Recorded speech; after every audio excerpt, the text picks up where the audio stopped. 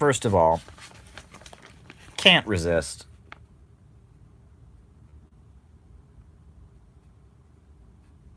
"5G, fifth generation wireless. China is winning in the race to 5G." And if you read this article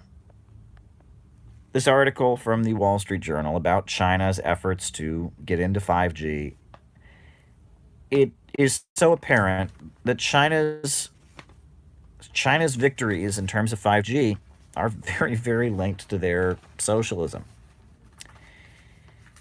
I'm going to read you a couple highlights that just kind of illustrate that.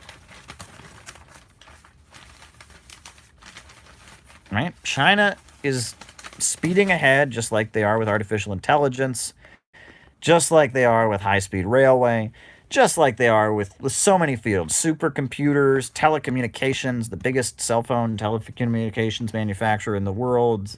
I mean, so this is not me. This is the Wall Street Journal. As it did in constructing its high-speed rail network and the Olympic Games infrastructure, the Chinese government has flexed its authoritarian top-down power to clear red tape for a 5G project that it deems to be a national priority. It has directed regulators, provincial and local governments, and its 3 major state-owned wireless carriers to work together. Right? In the U.S., where residents are prone to complain loudly about new cell phone towers going up next door, Washington's strategy is far from unified.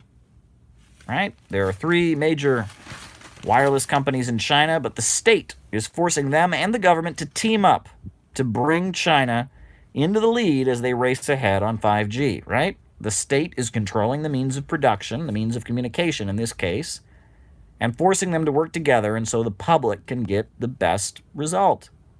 A government of action. Imagine that. Quote, "Beijing can snap its fingers and put up untold cellular towers overnight.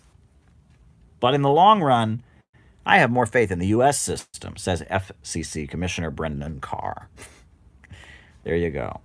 In June, the Chinese government granted 5G licenses to wireless carriers months earlier than anticipated. By the end of the year, this is a quote, "By the end of the year, it's clear that China will have more 5G than any other place on the planet. And by the end of 2020, they will have 100 million 5G users," said Chris Lane, a Bernstein analyst. That's far more than any other country. The article goes on. "If you're a scientist, where do you want to do it?" said retired General Robert Spalding, who was essentially forced out of the White House's National Security Council. "You want to do it where they're doing the research and have the money." And another lovely highlight from the article. Just so much gold in this, right? They should call this article "Socialism Works." That's what they should call the article. Instead, they call it "China Winning the Race for 5G" because, why? Well, this is a classic. This is classic. "A typical steel cellular tower costs $80,000 in the U.S.